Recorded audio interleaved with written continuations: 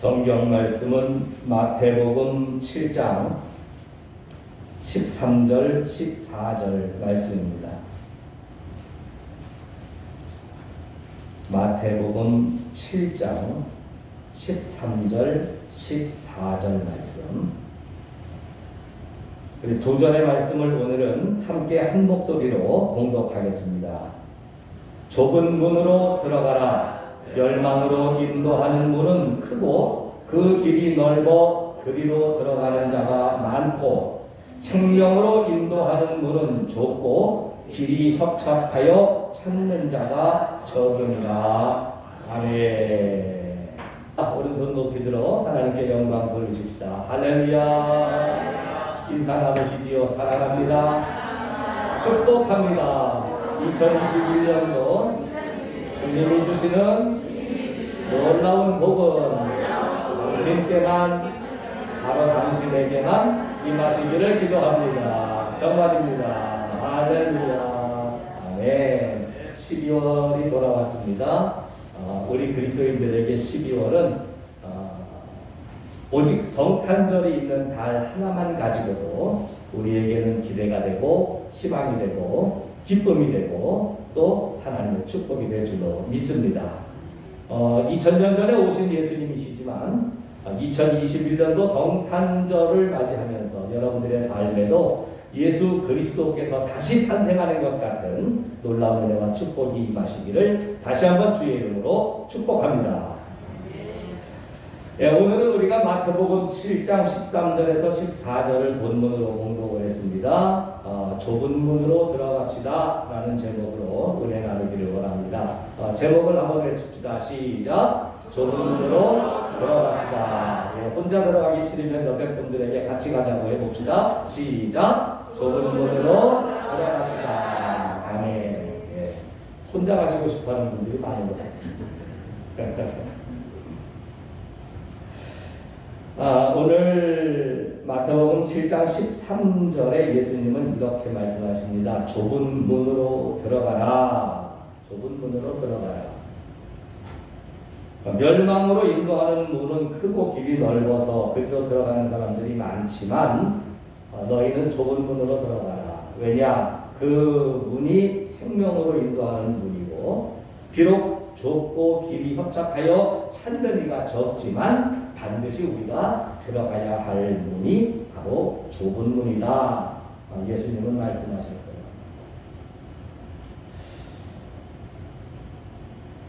고등학교 때 수학 선생님이 굉장히 수학을 가르치는 데 있어서 긍지와 자부심이 높으신 분이었어요. 그분은 가끔 이따금 우리들에게 수학을 가르치시다가 그런 얘기를 하셨습니다. 아마 지금 학교 선생님들 가운데에 수학을 나처럼 이렇게 쉽게 가르치는 분은 없을 거다.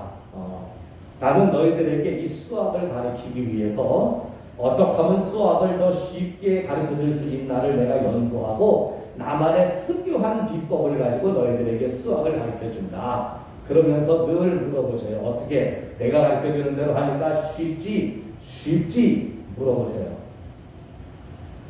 아니라 그러면 얻어맞을 것 같으니까 쉽다고 대답은 큰 소리로 하지만 대부분의 학생들은 속으로 이렇게 생각했습니다. 저를 포함해서 자기는 선생이니까 쉽지 어려워 죽겠구만. 뭔 소리 하는지 하나도 모르겠네 하면서 우리가 속으로 웃었던 때가 생각이 납니다. 예수님의 말씀은 대체로 깨닫고 이해하기가 참 쉽습니다. 말씀하시는 것 자체만 가지고도.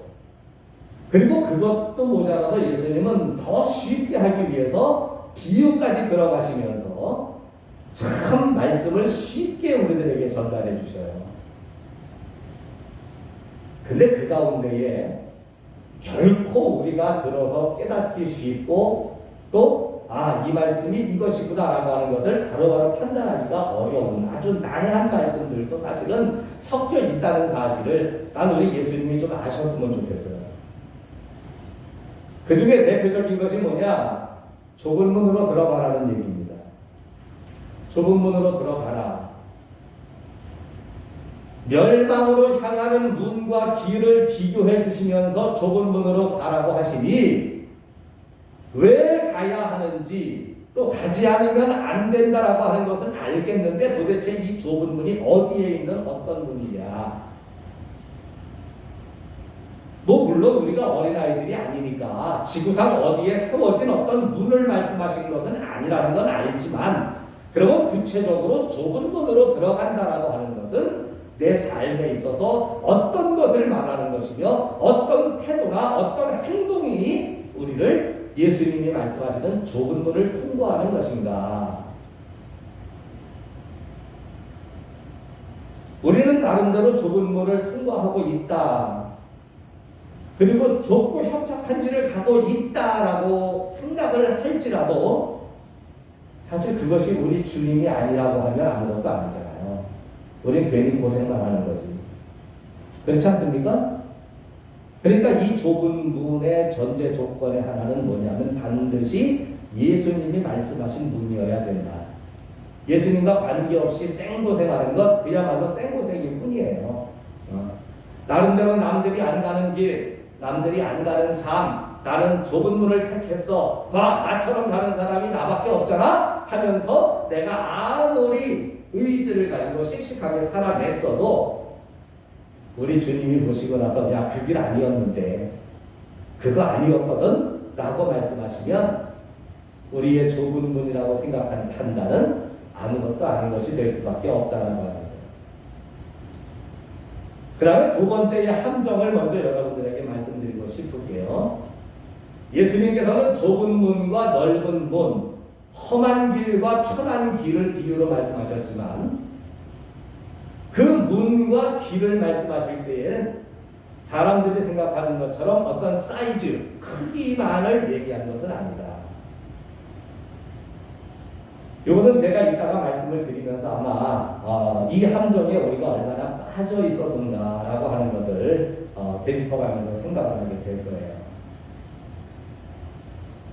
솔직히 말씀드리면 저는 좁은 문으로 들어가라라는 이 메시지를 제일 먼저 들은 것이 예수님의 말씀에서 들은 게 아니었습니다.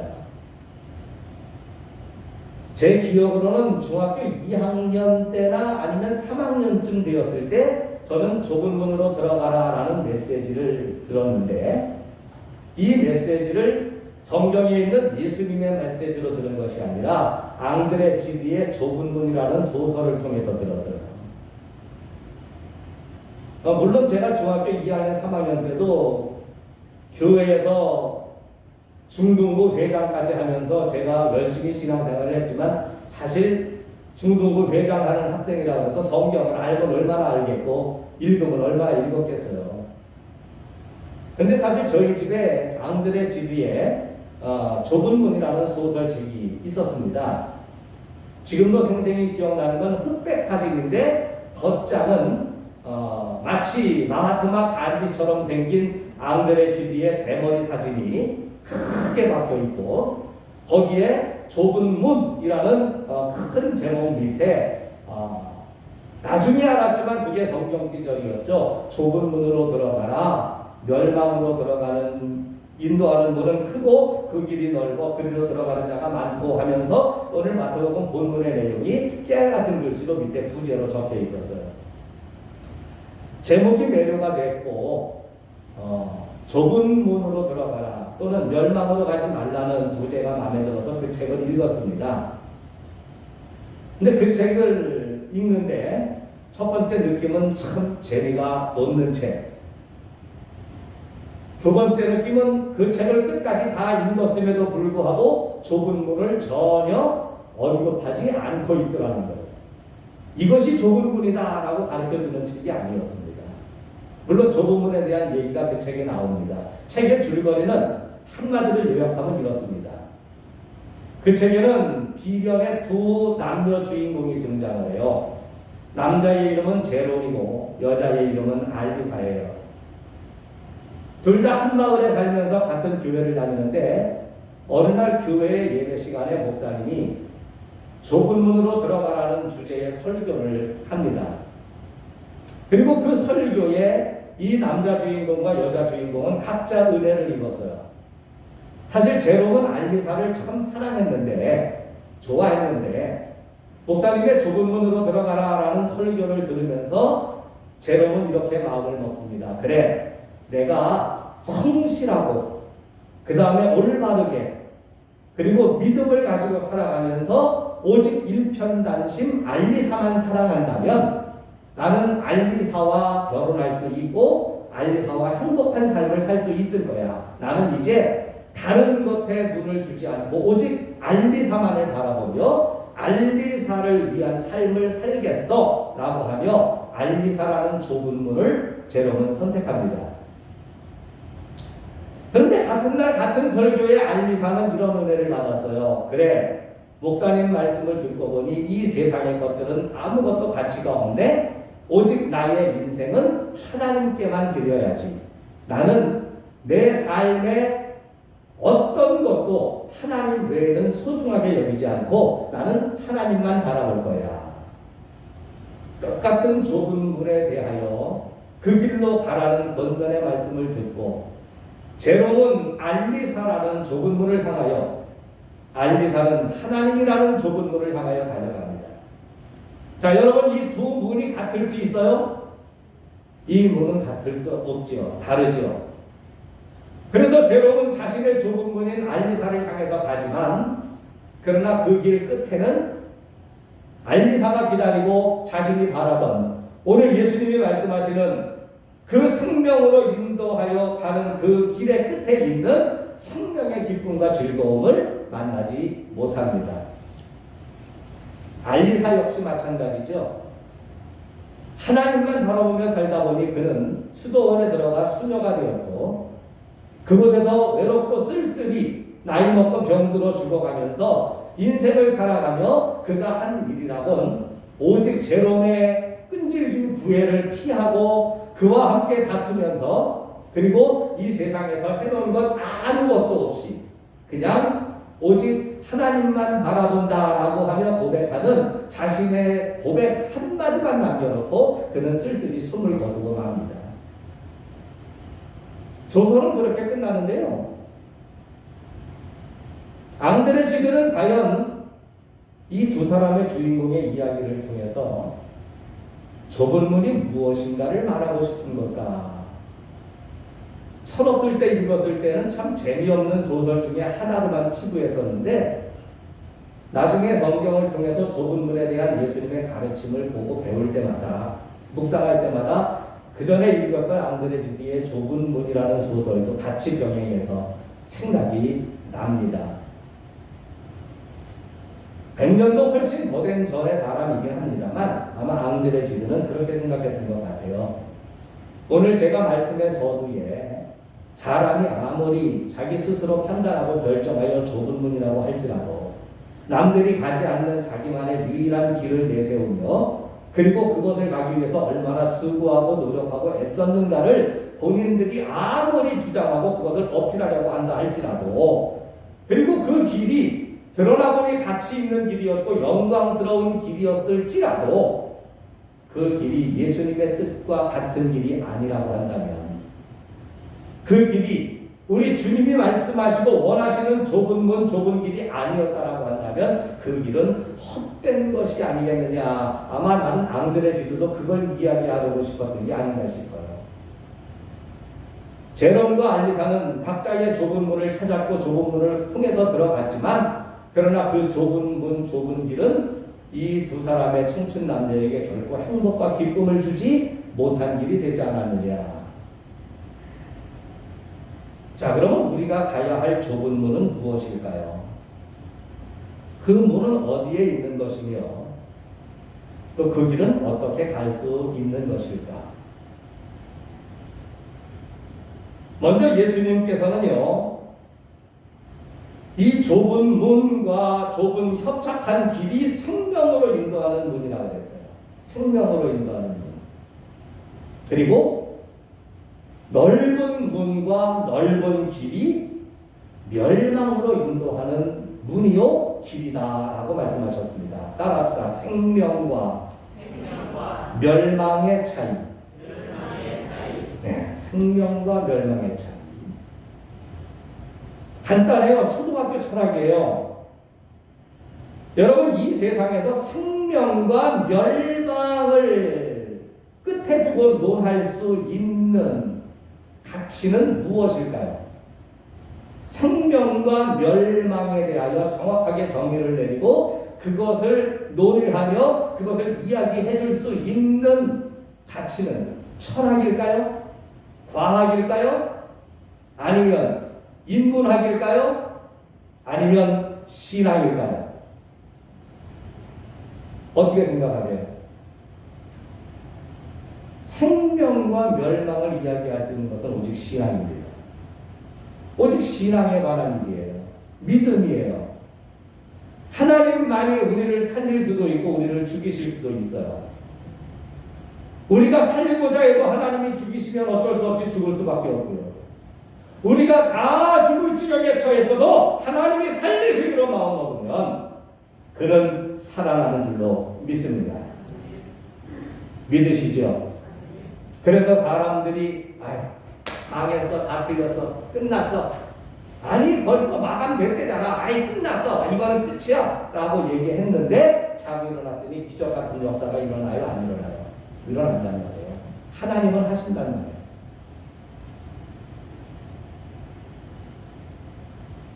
생명과 멸망에 관해서 결정적으로 결론을 내려주실 수 있는 건 오직 하나님뿐이시다.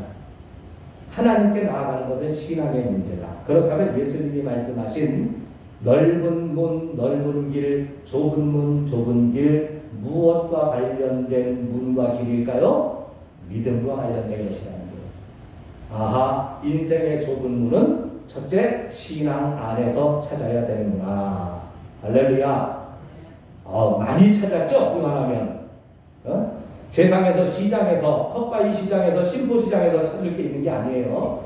좁은 문, 넓은 길. 여러분 직장과 일터에서 찾을 수 있는 것도 아니었어요. 여러분들이 세상에서 무슨 자격증을 따야 내가 좁은 문을 들어갈 수 있을까? 또는 얼마나 더 내가 내 걸 다 끄집어내서 팔아가지고 남들을 나누어 주어야 내가 좁은 문으로 들어갈 수 있을까? 이런 데서 찾을 게 아니에요. 오직 우리의 믿음의 모습 속에서 좁은 문, 넓은 문 구별될 수 있다. 굉장히 많이 소설드렸는데 기뻐하는 것 같지가 않네. 오늘 이 말씀이 좀 굉장히 철학적이에요. 우리 수학 선생님 같아요. 나는 굉장히 쉽게 여러분들에게 전하고 있다고 하는데 목사님이니까는 그러는 거지 우리 뭔 소리인지 하나도 못 알아듣 건데 이러는 건 아니시죠? 뭘 대답이 이래 어려운가? 아닐 거예요. 내가 이걸 위해서 얼마나 기도를 하고 일주일 내내 내가 그냥 먹고 싶은 것도 안 먹고 이걸 주기 위해서 지금 전하고 있는 건데. 네? 아이고. 자, 좁은 문, 넓은 문은 어디 안에서 찾는다? 신앙 안에서 찾는다. 맞아요. 예. 하나님과 관계된 믿음 안에서 찾는 거예요. 자, 그러면 믿음 안에서 좁은 문은 무엇이고 넓은 문은 무엇인가? 예수님은 이런 힌트를 주셨어요. 첫째, 좁은 문은 사람들이 그리로 잘 안 간대. 예. 문이 좁아서 길이 협착하여 이렇게 말씀하셨지만 일단은 그리로 찾는 자가 적대요. 좁은 문은 찾는 이가 적다. 넓은 문은 찾는 이가 많다. 그리로 행하는 이가 많다. 그건 뭐냐? 예수님이 딱 오셨을 때 그 당시에 하나님을 향하여 나간다고 신앙생활을 하고 있는 사람들이 있는데 대표적으로 성경에 보면 바리새인, 사두개인, 제사장 그리고 유대인들 이 사람들이 다 하나님을 믿고 하나님의 자녀라고 생각하면서 신앙생활을 하고 있는데 예수님이 오실 때에 이 사람들이 가고 있는 길이 우르르 몰려다니는 넓은 문, 넓은 길에 불과하지 생명으로 가는 길로 가지를 못하더라. 생명으로 가는 길로 가지를 못하더라. 그래서 그들을 일깨워 주시면서 예수님이 좁은 문으로 들어가라 말씀을 하신 거예요. 그렇다면 무엇을 말하느냐? 예수님 당시의 바리새인들이나 또는 대제사장들이 인도하는 소위 지금도 존재하고 있는 유대교의 신앙의 노선과 신앙의 방법은 예수님이 원하시는 길이 아니다라고 하는 거예요. 그게 아니다라고 하는 거예요. 그러면 좁은 문을 찾기가 이제 힌트가 생기죠. 예수님께서 바리새인들과 대제사장들의 신앙의 길을 무엇을 꾸짖으시고 무엇을 바꾸어 주시려고 예수님이 애를 쓰셨는가. 무엇을 바꾸어 주시려고 애를 쓰셨는가. 예수님이 이 땅에 오셔서 복음을 전하며 다니실 때 뭐 안식일 문제, 그 다음에 기타 뭐 안식일에 병 고치는 문제, 뭐 여러 가지의 문제로 인해서 바리새인들하고 그냥 끈끈이 부딪히면서 예수님께서 율법적으로 나오는 바리새인들을 예수님께서는 하나님의 사랑이 더 우선이 아니냐라고 하면서 막 부딪히면서 싸웠던 적이 많이 있으시죠. 네. 이런 일련의 과정 속에서 예수님이 이 당시의 바리새인들과 그들을 따르는 유대인들을 물꼬를 바꿔놓듯이 바꾸시려고 했던 것들이 무엇일까? 여러 가지가 있지만 제가 오늘 대표적으로 세 가지를 말씀을 드리려고 해요. 첫째로 예수님께서는 인본주의적인 신앙을 신본주의적인 신앙으로 바꿔주려고 했어요. 즉 인본주의, 사람 자기 중심, 자기의 행동과 자기의 삶과 자기의 성취가 신앙의 우선이고 목적이었던 신앙인들을 아니다. 하나님 우선으로 바꿔야 된다. 하나님 중심으로 바꿔야 된다. 예수님은 온몸으로 바꾸셨어요. 인본주의로 가는 건 많은 사람들이 그렇게 생각을 합니다. 예전에 저희 교회의 권사님 한 분이 이제 교회에 어떤 이제 성도님이 또 마음에 또 좀 상처가 있어가지고서는 이제 좀 소위 여러분들 말마다 삐졌어요. 그래서 이제 교회를 한 2주 안 나왔어요. 속상하잖아요. 그러니까 그 권사님이 저한테 와가지고 하는 말이 뭐 저한테만 하는 말은 아니지만 여러분들이 계실 때에 하는 얘기가 뭐냐면 아니 신앙생활이 말이야 무슨 남 위해서 하는 겁니까? 아니 다 저조차고 다 자기 위해서 하는 거지 뭘 신앙생활을 그렇게 남을 위해서 하는 것처럼 그냥 뭐 이렇게 상처받고 삐질 게 뭐가 있대요 그래. 그러니까 한 교회 성도가 어쨌든 마음에 상처받아서 교회가 흉흉하니까 좀 속상해서 하신 말씀 얘기는 한데 제가 듣고 난 다음에 느낀 소감이 뭐냐면 권사님이신데 신앙생활을 다 누구를 위해서? 나를 위해서 한다고 말씀하시다니 아무리 홧김에 하는 얘기라도 이건 좀 아니다. 긴장하지 마세요. 그분이 여태까지 남아있으면 제가 이걸 꺼내겠습니까? 여기 지금 안 계시니까 내가 하는 소리예요. 걱정하지 마세요. 우리 중에 누구? 이러고 그러지 마시고 근데 여러분 생각해보세요. 대부분 많은 그리스도인들 그죠? 신앙생활 누구를 위해서 한다고요? 나를 위해서 하는 사람 많아요. 나를 위해서 하는 사람. 하지만 예수님이 여러분 그것을 기뻐하실까요?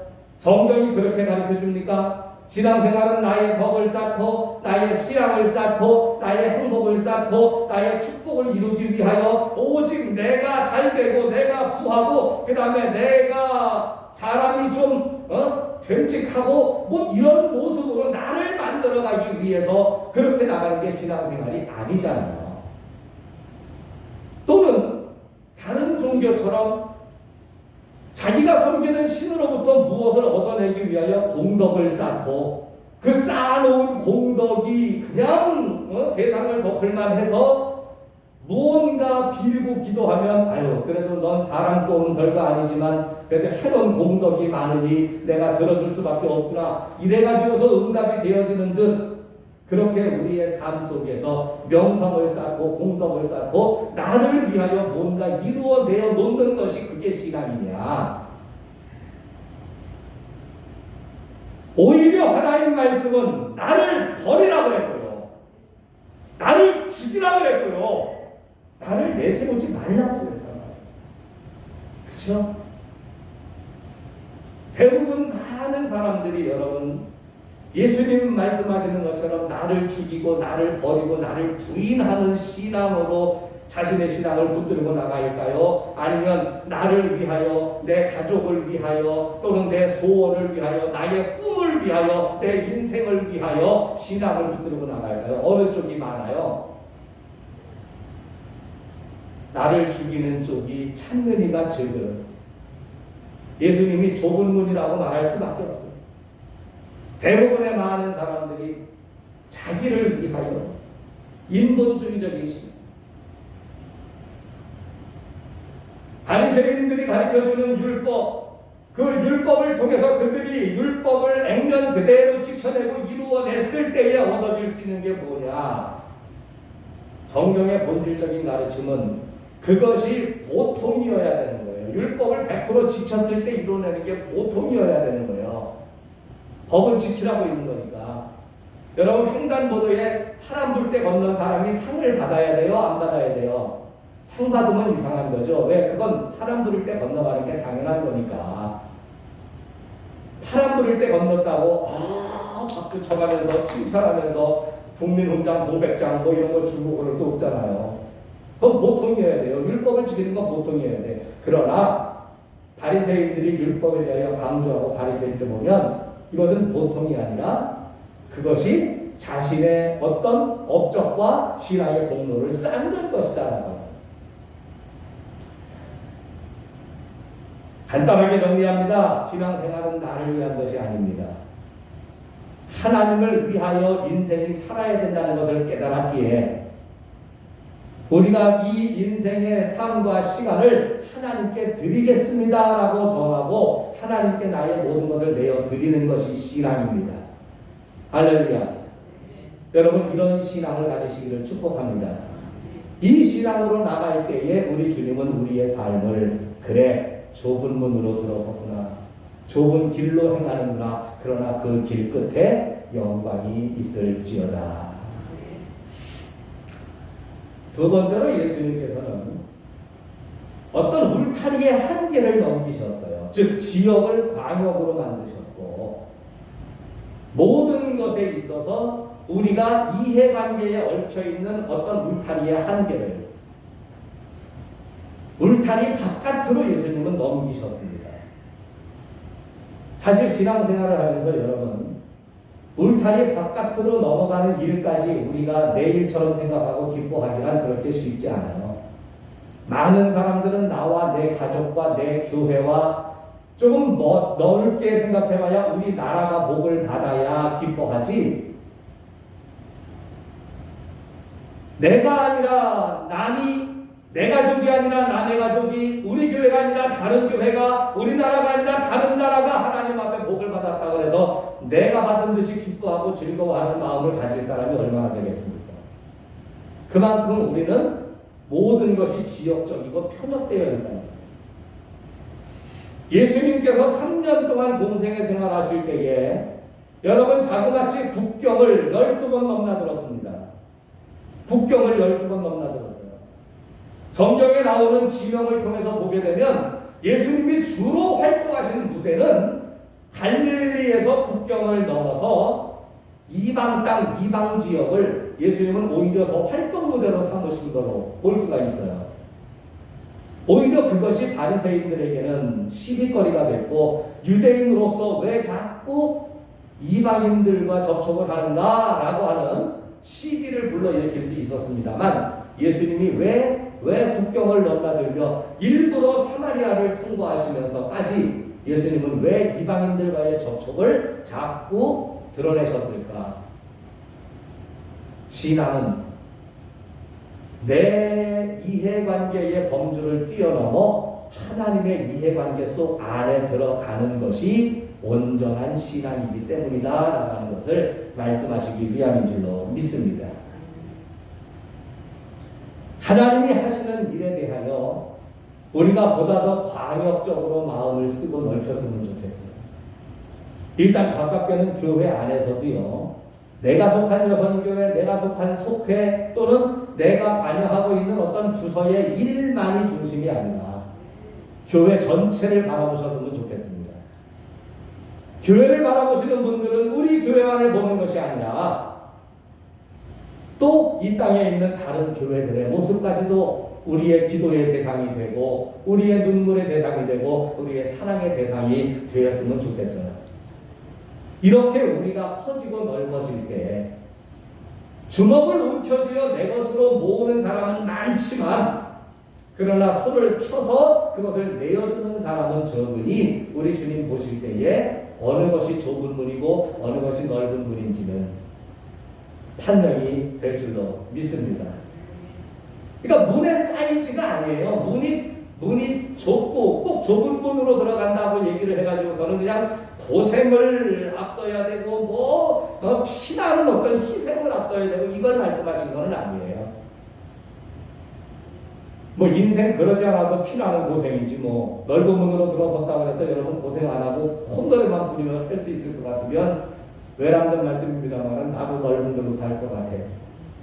그러나 넓은 길로 가나 좁은 길로 가나 인생은 코피 터지는 삶이에요.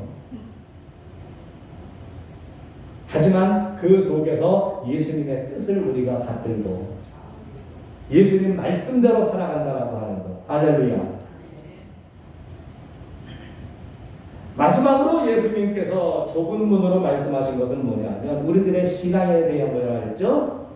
어떤 사람들이 신앙의 어떤 모습이 넓은 문으로 보였느냐, 넓은 길로 보였느냐.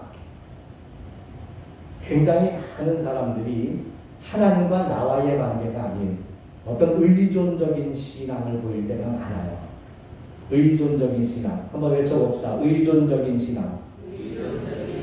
의존적인 신앙이란 뭐냐면 남들이 다 그렇게 얘기하니까 그런 거라는 거지. 그게 맞지. 아니 그게 틀렸으면 저 사람들이 다 그렇게 얘기하겠어? 라고 하면서 내가 뚜렷하게 알지 못하면서 사람들이 많이 몰리고 사람들이 많이 이야기하는 것에 정의를 두고 그것이 진리라고 생각하는 거예요.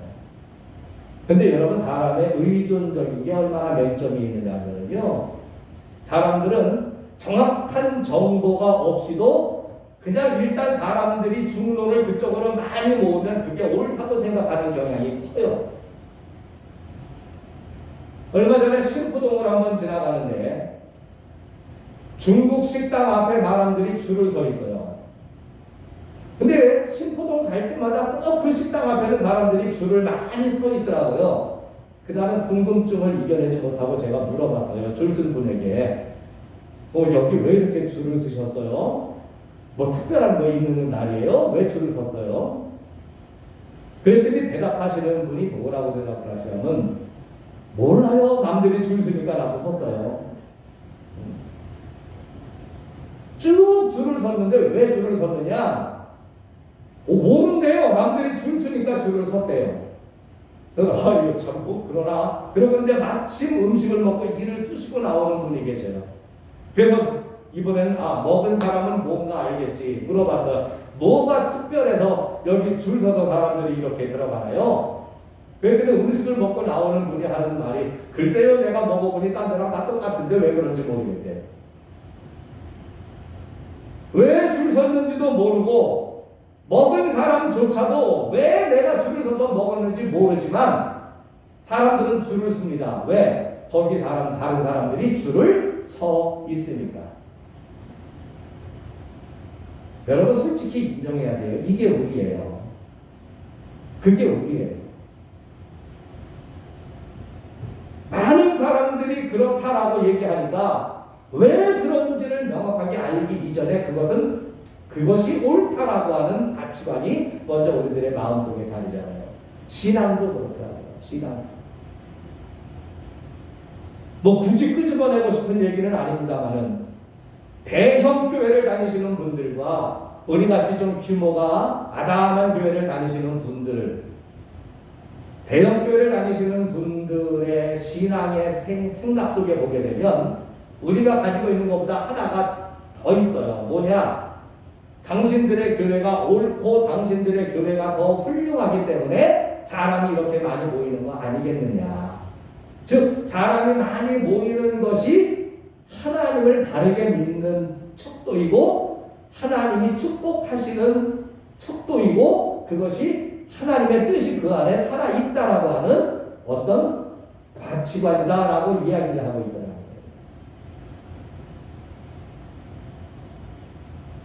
근데 많은 분들이 사실은 그렇게 생각하지 않습니까? 큰 데는 이유가 있는 거지. 사람이 많이 몰리는데 괜히 몰리겠어. 그래도 뭐 그 교회가 그 정도 커졌을 때에는 뭔가 남다른 게 있겠지. 그럴 때 교회가 그렇게 남다르게 존재를 해가지고서 과연 하나님께서 차별을 주시고 남다르지 못한 작은 교회들은 저주받은 교회요, 팽개쳐진 교회, 이렇게 생각하는 것이 과연 하나님의 뜻일까요? 그게 예수님이 원하시는 모습일까요? 많은 사람들이 그렇다라고 말하고 몰려갈 때에 그것을 진리로 생각하는 거예요. 이유가 있을 수 있겠지만 그렇게 몰려가는 사람들의 대부분이 남들이 가기 때문에 가더라는 거예요. 의존적인 거죠. 의존적인 거. 나는 이 설교를 준비하면서 이런 생각을 한번 해봤어요. 요즘에는 제가 무언가 말을 해도 제 말빨을 이기는 것들이 너무 많아요. 첫째, 인터넷 정보. 인터넷에서. 둘째, 방송에서 나와서 이야기하는 사람. 심지어는 우리 집사람조차도 방송에서 뭐 의사가 뭐 이렇게 얘기했대. 내가 알고 있는 상식과 좀 달라서 그건 아닌 것 같은데 얘기하면은요. 방송에서 의사가 그렇게 얘기를 했는데 무슨 소리를 하느냐고. 제가 져요. 나는 비록 남편이지만 방송에 의사만도 못하구나. 내가 알고 있는 지식은 아무것도 아니구나. 그래서 제가 꿈을 꿉니다. 여러분들이 어디 가서 누구랑 논쟁을 할 때에 우리 목사님이 그렇게 얘기했다고, 우리 목사님이 얘기했는데 무슨 딴소리야, 우리 목사님이 얘기한 거니까 그게 맞아, 이런 거 한번 들어봤으면 원이 없겠다. 누가 하면 했어요. 예. 감사합니다. 이런 거 한번 들어봤으면 원이 없겠다. 무엇을 의존하느냐, 그죠? 우리 가만히 보면 자신이 판단하고 결정하고 깨달아서 그 길을 가는 사람 솔직히 얼마나 돼요. 가만히 보면 신앙뿐만 아니라 우리 삶의 모든 것이 다 누군가가 그렇게 얘기하니까, 또는 많은 사람들이 그렇다고 하니까 그런가 보다 하면서 의존적으로 나아가고 있지 않습니까? 근데 예수님은 그러지 말자는 거예요. 이제는 넓은 문 넓은 길로 많은 사람들이 그냥 그러려니 하고, 왜 그리로 갑니까 했더니 우리 목사님이 이리로 간다 그래요. 우리 권사님이 이게 맞다고 그래요. 교회에서 이렇게 하는 게 옳다 그래요. 남들이 다 그렇게 하니까 그렇게 가는 그 넓은 문으로 좀 제발 가지 말고 따라합시다. 내가 주님을 만납시다. 누가? 내가. 성탄절이 돌아옵니다. 이번 성탄절에는 내가 주님을 만나는 성탄절 되기를 원합니다. 다른 사람들이 성탄절은 이러는 거야 저러는 거야, 세례는 이러는 거야 저러는 거야, 예배는 이러는 거야 저러는 거야, 그렇구나, 의존적인 신앙이 아니라. 그래서 예수님께서는요, 너희의 믿음이 너를 구원하여. 너희의 믿음이 너를. 누구의 믿음이? 나의 믿음이. 신앙생활에서 제일 중요한 건 내 믿음이에요. 나와 하나님과의 관계. 그 길을 가는 것이 좁은 문이겠죠. 남들이 이리로 가면 돼 해서 알지도 못하면서 그리로 따라가는 것이 많은 사람들이 찾는 넓은 문이 아닐까요? 오늘 예수님은 우리들에게 이렇게 좁은 문을 말씀하고 계시는 줄로 믿습니다. 자, 긴 말씀을 드렸습니다. 세 가지만 정리합니다. 좁은 문은 신앙생활 안에 있습니다. 첫째, 인본적인 신앙이 아닌 신본적인 신앙으로 나아가십시오. 둘째, 나의 이해관계 이내에 있는 지역적인 신앙이 아닌 이해관계와 나의 유익을 뛰어넘는 광역적인 신앙으로 성장하시기를 바랍니다. 셋째, 의존적인 신앙이 아니라 내가 주님을 만나는 자율적인 신앙으로 들어서시기를 주의 이름으로 축복합니다. 기도하시겠습니다. 할렐루야.